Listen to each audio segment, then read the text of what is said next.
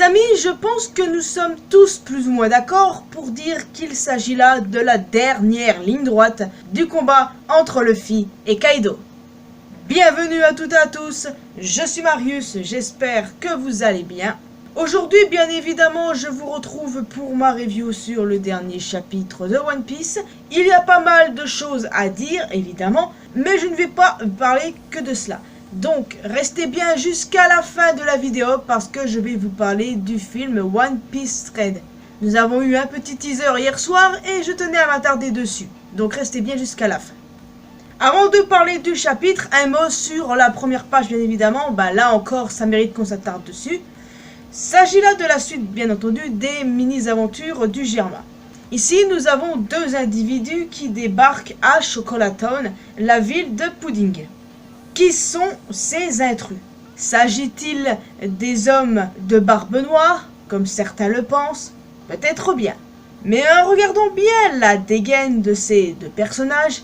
J'ignore pourquoi, mais j'ai directement pensé à Crocodile et Mr. One. Je trouve que ça a tout l'air d'être leur dégaine. Après, pourquoi irait-il à Volcanic Island?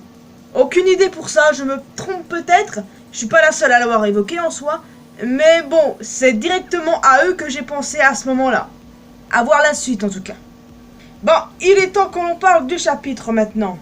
Ce dernier s'est ouvert sur un détail crucial, les amis. Luffy reste égal à lui-même, il reste Luffy. Dieu merci, encore une fois, je sais que j'ai déjà dit, ce n'est pas une histoire de réincarnation, ce n'est pas Joy Boy qui s'est réincarné dans Luffy. Merci bon Dieu, man. Et franchement, ça me rassure vraiment de ouf que ce soit pas ce genre d'histoire. Ça me plairait pas vraiment du plus. Et je pense que ça ne plairait pas à grand monde non plus. Luffy reste qui il est, Monkey D. Luffy, le futur roi des pirates. Et ça, franchement, ça fait plaisir. En tout cas, comme je le pensais la semaine dernière, Oda a repris un ton beaucoup plus sérieux dans ce chapitre. Toujours avec cette petite dose comique, of course. Mais voilà, c'est ce que je pensais. Donc, maintenant, je pense que les rageux n'ont plus besoin de déverser leur haine comme ils l'ont fait la semaine dernière, évidemment. D'ailleurs, cette petite touche comique à la The Mask qui fait plaisir. Ensuite, on est passé à l'intrigue du feu qui se propage de plus en plus, qui a enfin été clôturée dans ce chapitre. Tout comme l'intrigue entre Iori et Orochi qui a été clôturée la dernière fois. Ici, cette intrigue du feu a été clôturée grâce à Reizu. Reizu, qui est la vedette de ce chapitre, d'après le titre. Ce feu mettait en danger tout le monde, il était devenu incontrôlable, et Reizu a réglé tout ça. Les préparatifs en question qu'il avait évoqués dans les précédents chapitres, c'était de récupérer l'eau de Zunesha, tout en utilisant son Maki Maki no Mi, le fruit du parchemin. Et après, Bye le feu a fait régler. Donc voilà, ça fait une intrigue en moins pour nous concentrer sur l'intrigue principale entre Luffy et Kaido. D'ailleurs, je tiens à dire qu'on ne sait encore pas si Zoro est toujours en vie. On ne sait toujours pas s'il a gagné face à la faucheuse. Il est porté par Franky, il est toujours dans les vapes. Voilà, on l'ignore. De toute façon, il est toujours vivant, c'est pas ça le problème. Je dis ça avec de l'humour, hein. On en saura sans doute plus à la fin de l'arc quand Luffy aura triomphé de Kaido. Bon, nous sommes ensuite passés à Momonosuke et Yamato. Alors dès le début, le rôle de Momonosuke était clairement de stopper la chute de l'île. Il a les mêmes pouvoirs de dragon que Kaido et de ce fait, il pourra, à mon sens, empêcher cette chute. Il pourrait y arriver au dernier moment même. Mais je sais pas, il y a une partie de moi qui continue de penser qu'il faut absolument qu'Onigashima soit détruite. À la fin du combat, bien évidemment, hein. Mais pour moi, la destruction de l'île doit se passer. Je ne sais pas comment tout cela sera mis en œuvre, mais on verra bien. En tout cas, j'ai hâte.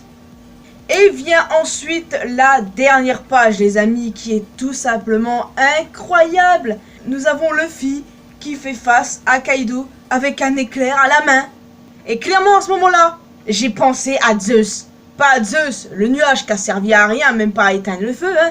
Je parle de Zeus, le dieu du tonnerre, de la foudre.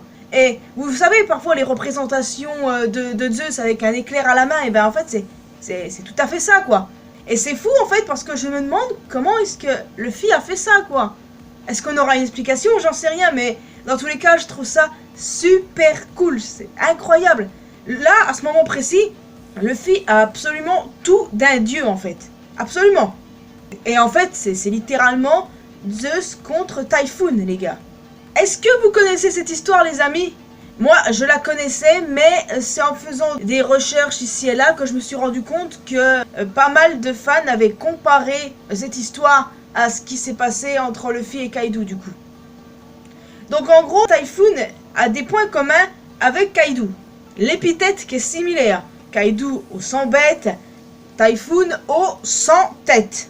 En plus de ça, ils ont une apparence et des pouvoirs draconiques. Zeus a déjà perdu une fois contre Typhoon et a fini emprisonné comme Luffy qui a fini en prison après avoir perdu une première fois contre Kaido. Ce qui est assez dingue, c'est que l'histoire Zeus-Typhoon est quasi similaire à celle de Luffy et Kaido. Et franchement, je suis contente d'avoir fait ces petites recherches comme ça. Ça me permet de voir ce que les gens pensent et honnêtement, c'est très pertinent. Et je suis assez d'accord avec ça parce que comme je suis passionné de mythologie grecque, j'avais pas tout de suite fait le lien. Il est clair que quand j'ai vu Luffy avec l'éclair à main, ça m'a fait penser à Zeus. Mais c'est après en cherchant et je ne regrette pas de l'avoir fait et d'en parler. Enfin voilà. Je rajouterai d'ailleurs aussi que Zeus a fini par enfermer Typhoon sous un volcan. Bon, ça ne sera pas le cas avec Kaido, mais ça reste intéressant. En tout cas, la mythologie grecque, ça peut être what the fuck à certains moments, mais ça me passionne, vraiment. Ça m'a toujours passionné et puis je pourrais en soi en parler des heures. Dit-elle alors qu'elle n'a pas fait le lien entre Luffy, Kaido et Zeus et Typhoon. En tout cas les amis, c'est clairement la dernière ligne droite. Le combat final. On se rapproche de plus en plus de la fin. J'ai super hâte de voir ça. Mais par contre, please les amis, je veux trop le flashback de Kaido. Est-ce qu'il est trop tard pour l'avoir? Franchement, j'espère qu'on aura des bouts là les gars. J'attends que ça. En tout cas, j'ai hâte de voir la suite la semaine prochaine. Pas cette semaine parce qu'il n'y a pas de chapitre, mais celle d'après. Et franchement, ça me fout la hype, les gars. Ça me fout vraiment la hype, là. Donc, voilà, toutes les intrigues secondaires ont été conclues. Là, nous avons l'intrigue principale. Luffy contre Kaido, Momonosuke qui doit empêcher que l'île chute.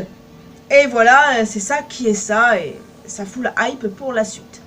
Donc voilà, j'ai dit ce que je devais dire concernant ce chapitre. Alors n'hésitez pas à me dire ce que vous en avez pensé dans les commentaires, ce que vous voyez pour la suite, bien évidemment.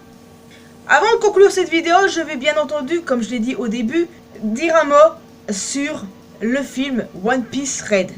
Hier soir, nous avons eu un teaser, un petit teaser, et nous avons appris que le personnage féminin en question lié à Shanks, que c'était simplement sa fille.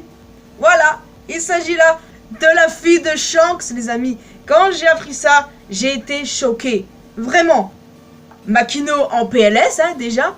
Et ensuite, tous les empereurs ont des gosses ou quoi? Big Mom, Kaido, Barbe Blanche, même si c'est pas biologique. Et maintenant Shanks. Après, ce sera au tour de Teach. Mais en tout cas, voilà, j'ai super hâte que ce film sorte, les gars. Franchement, c'était peut-être court, mais ça fait vraiment plaisir. Donc voilà, n'hésitez pas à me dire aussi ce que vous pensez de ça. Et il est déjà temps pour moi de vous laisser ici. Donc voilà, un petit pouce bleu, un commentaire concernant le chapitre, concernant le film Red. Et aussi, retrouvez-moi sur mes réseaux sociaux, Facebook, Twitter et Instagram.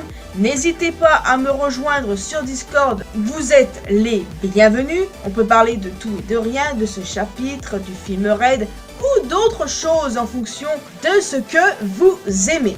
Et le plus important les amis, abonnez-vous à cette chaîne ainsi qu'à ma chaîne secondaire pour que l'on puisse se retrouver dans une prochaine vidéo. Portez-vous bien les amis, ciao.